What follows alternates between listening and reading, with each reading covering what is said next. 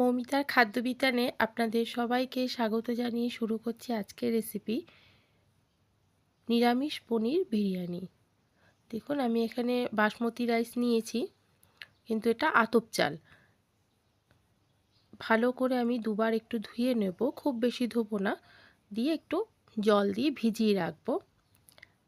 30 minute মতো ভিজিয়ে রাখলেই হবে। দেখুন কতটা ময়লা হচ্ছে। আমি এভাবে এটাকে দুবার ধুয়ে নেব, নিয়ে একটু ভালো জলে ভিজিয়ে রাখবো।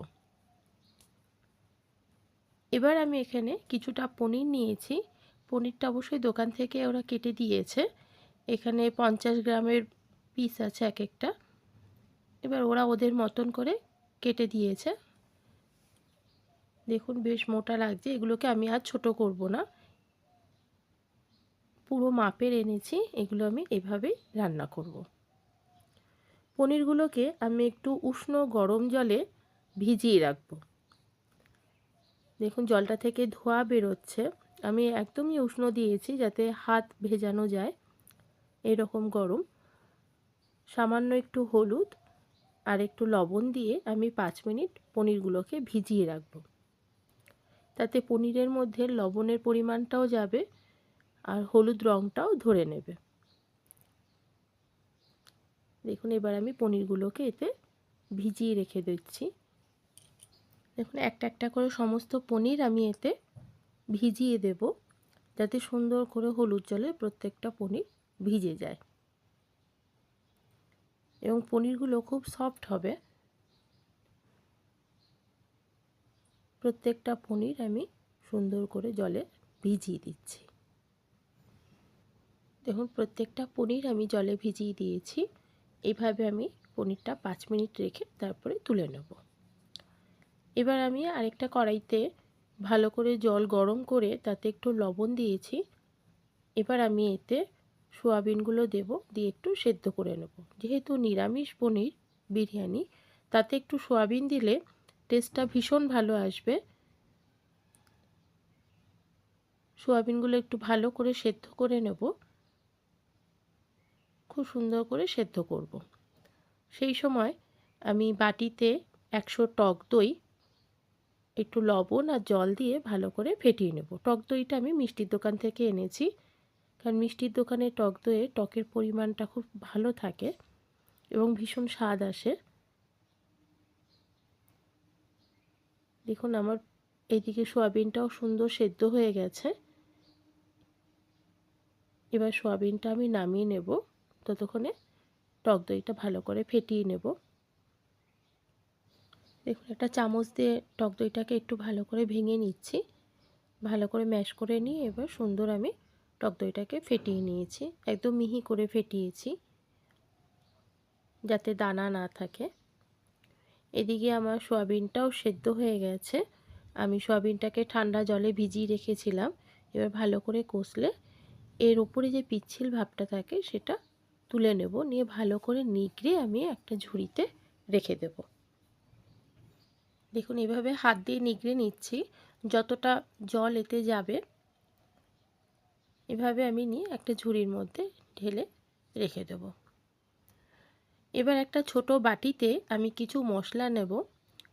মশলাটা একটু জলে ভিজিয়ে রাখবো। এখানে আমি জিরে গুঁড়ো নিয়েছি, শুধু জিরে গুঁড়োরই ব্যবহার করেছি, আমি ধনে গুঁড়ো দিইনি। এখানে 2 চামচ মতন জিরে গুঁড়ো আছে, 1 চামচ হলুদ গুঁড়ো। অবশ্যই আপনারা পরিমাণটা বুঝে ব্যবহার করবেন। এখানে দেব 1 চামচ লঙ্কার গুঁড়ো আর 2 চামচ মতন আমি এখানে বিরিয়ানির মশলা দিয়েছি। দেখুন 2 চামচ বিরিয়ানির মশলা দিয়ে ভালো করে একটু জল দিয়ে ভিজিয়ে রেখেছি। মশলাটা এখানে বেশি দিইনি, কারণ সবজিগুলোর সঙ্গে মশলাটা মাখা হবে আর আমি ভাতে আলাদা করে মশলা দেব, তাই খুব বেশি মশলা আমি এখানে ব্যবহার করিনি। সামান্য একটু জল দিয়ে মশলাটাকে ভিজিয়ে রেখেছি। এতে কী হবে, যখন রান্নার সময় দেব মশলাটা সুন্দর ফুলে উঠবে।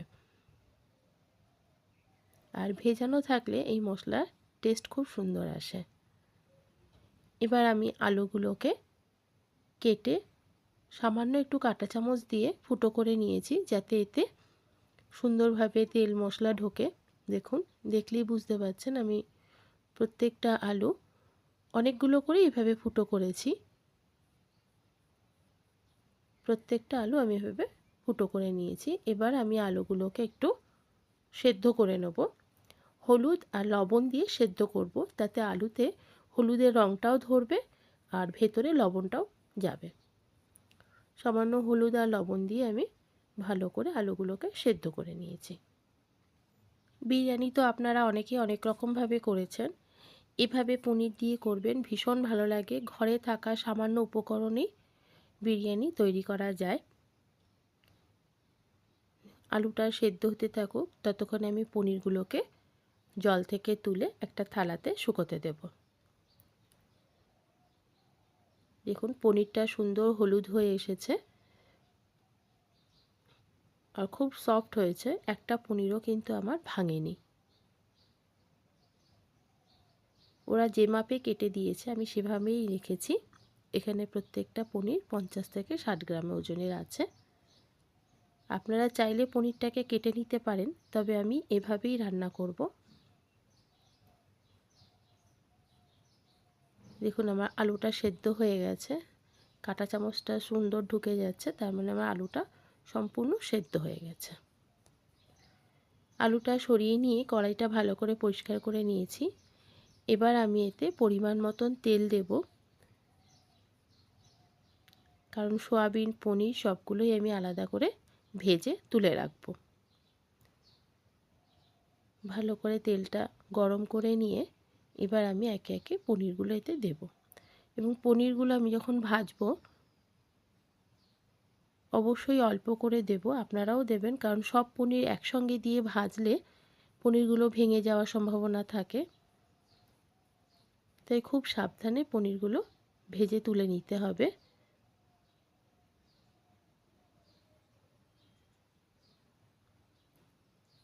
দেখুন, তেলে দেওয়ার সঙ্গে সঙ্গে পনিরগুলো আরও সফট হয়ে গেছে এবং ফুলে উঠেছে। আমি প্রত্যেকটা পনির একটা দুটো করে ভেজে নেব। এবং পনিরগুলো আমার ভাজা হয়ে গেছে। দেখতে মাছের পেটির মতো লাগছে। প্রত্যেকটা পনির আমার ভাজা হয়ে গেছে। খুব কড়া করে ভাজবেন না, ধারগুলো একটু কড়া হয়ে যায়, কিন্তু সাবধানে ভাজলে ঠিক থাকবে। ওই তেলেই আমি সয়াবিনগুলো দেব। দেখুন, সয়াবিনগুলো আমি হালকা ভেজে তুলে নেব। যেহেতু সয়াবিনগুলো লবণ দিয়ে সেদ্ধ করা, তাই এতে আলাদা করে আর লবণ দেওয়ার প্রয়োজন হবে না। দেখুন, সয়াবিনটা একটু লালচে করে ভেজে তুলে নেব। সয়াবিনগুলো তেলেতে খুব সফট হয়েছে। এই সয়াবিনটা শুধু ভাজা খেতেও ভীষণ ভালো লাগে। এবার আমি সয়াবিনটা তুলে কড়াইতে 50 গ্রাম মতো সাদা তেল দেব। এই তেলেই এবার আমি আলুগুলো ভেজে নেব।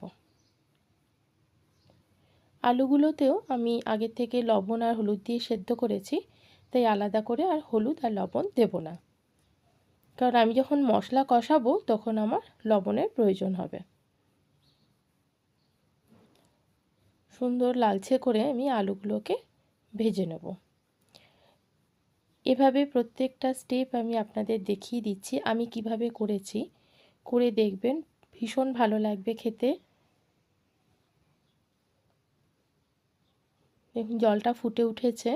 আমি চালটা দেওয়ার আগে এতে দুটো তেজপাতা আর 2-3টে মতন লবঙ্গ দিয়েছি, 2-3টে এলাচ দিয়েছি আর 1 ইঞ্চি দারচিনি টুকরো করে দিয়েছি।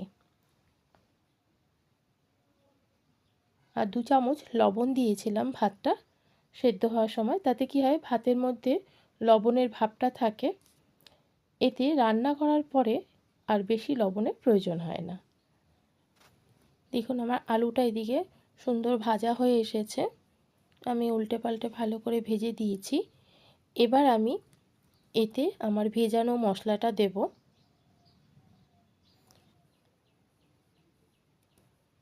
মশলাটা লাল রং ধরা অবধি আমি ভালো করে একটু কষিয়ে নেব। দেখুন মশলাটা থেকে কাঁচা গন্ধটাও চলে যাবে। মশলাটা আমার সুন্দর কষে এসে তেল ছেড়ে দেবে, তখন আমি ফ্যাটানো দইটা এতে দিয়ে দেব। ফ্যাটানো দইটা দেওয়ার পরে আমি আরও 5 থেকে 10 মিনিট ভালো করে মশলাটা কষিয়ে নিয়েছি। দেখুন দইটা দেওয়ার পরে একটু জল ছেড়েছে। জলটা যখন শুকিয়ে যাবে তখন সুন্দর রং ধরবে। এই সময় একটু লবণ দিয়েছি আর সামান্য একটু চিনি ব্যবহার করেছি স্বাদটাকে বজায় রাখার জন্য। আস্তে আস্তে মশলাটা ঘন হয়ে আসছে। মশলাটা আরেকটু কষিয়ে নেব। ততক্ষণে দেখুন আমার ভাতটাও প্রায় হয়ে এসেছে। চালগুলো খুব সুন্দর লম্বা হয়েছে। আমি এখানে আতপ চাল ব্যবহার করেছি। আমরা তো প্রায় সেদ্ধ চালের বিরিয়ানি খাই, আতপ চালেরটা খেয়ে দেখবেন ভীষণ ভালো লাগে। অনেক দোকানেই আতপ চালের বিরিয়ানি করা হয়। দেখুন চালটা খুব সুন্দর লম্বা হয়েছে, নামিয়েও নেব। আর এদিকে আমার মশলাটা প্রায় কষে এসেছে। আমি এতে একটু সয়াবিন দিয়েছি আর একটু লঙ্কার গুঁড়ো দিয়েছি। ভালো করে একটু কষিয়ে নেব সয়াবিনের সাথে। দেখুন মশলা থেকে তেল ছেড়েছে, আমার মশলাটাও ভালো কষে এসেছে। এবার আমি এতে ভেজে রাখা পনিরগুলো দিয়ে দেব। পনিরগুলো দিয়ে আমি আরেকটু ভালো করে কষিয়ে নেব, যাতে পনিরের মধ্যে মশলাটা ঢোকে। দেখুন আমি সুন্দর করে উপর থেকে আগে পনিরগুলো সাজিয়ে নিয়ে তারপরে হালকা হাতে কড়াইটা নাড়ব, কারণ খুব তাড়াতাড়ি যদি আমি করতে যাই পনিরগুলো ভেঙে যাবে। আমি হালকা করে পনিরের সাথে সমস্ত মশলাটা মিশিয়ে দেব, কিছুক্ষণ রাখবো, তারপর আমি ঢেকে দেব। দেখুন আমার প্রায় হয়ে এসেছে।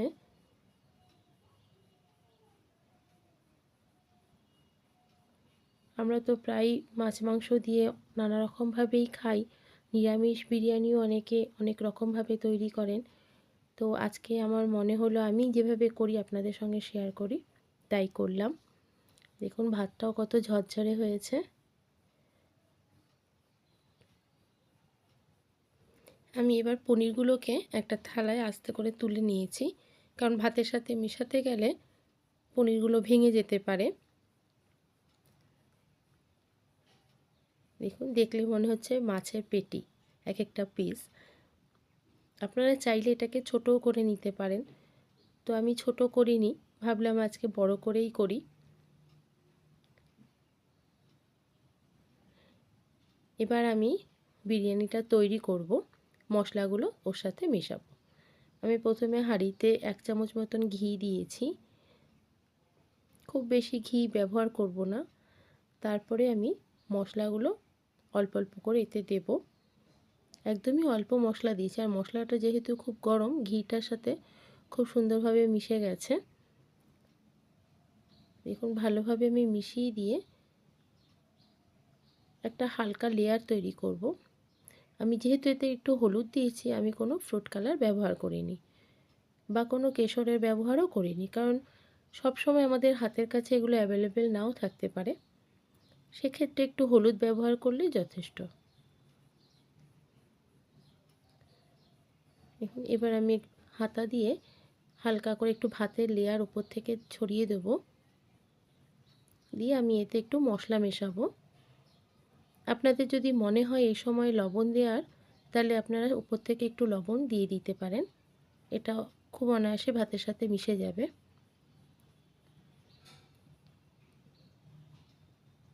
তেল মশলা সমেত আমি আরেকটু মশলা এতে দিয়েছি। এবার দেব কেওড়া আর গোলাপ জল, আমি একসঙ্গে মিশিয়ে রেখেছিলাম, সেটা সামান্য একটু দিয়েছি উপর থেকে। যেহেতু ঘরোয়া পদ্ধতিতে করছি তাই আমি খুব বেশি ব্যবহার করিনি। আর আমি এতে আতরের ব্যবহার করিনি, কারণ আমাদের বাড়িতে কেউ আতরটা পছন্দ করে না। আপনারা যদি চান তাহলে একটু আতর এতে দিতে পারেন। আমি উপর থেকে একটু বিরিয়ানির মশলা দিয়েছি আর একটু ঘি দিয়েছি। এবার আমি আরেকবার একটু লেয়ার দেব। এইভাবে আমি পুরো হাঁড়িটা ভর্তি করব। আপনারা অবশ্যই আপনাদের মাপ অনুযায়ী নেবেন। দেখুন এইভাবে আমি করে এবার বিরিয়ানির ওপর থেকে আমি পনিরগুলো সাজিয়ে দেব। দেওয়ার সময় আমি একটু মিশিয়ে নেব। তো আমার নিরামিষ পনির বিরিয়ানি কেমন লাগলো অবশ্যই কমেন্টে জানাবেন। আর চ্যানেলটি সাবস্ক্রাইব করে রাখবেন, এগিয়ে যেতে সাহায্য করবেন আরও অন্যান্য রেসিপি পাওয়ার জন্য। দেখুন আমার নিরামিষ পনির বিরিয়ানি সম্পূর্ণ ঘরোয়া পদ্ধতিতে একদম তৈরি। এতক্ষণ সাথে থাকার জন্য অসংখ্য ধন্যবাদ।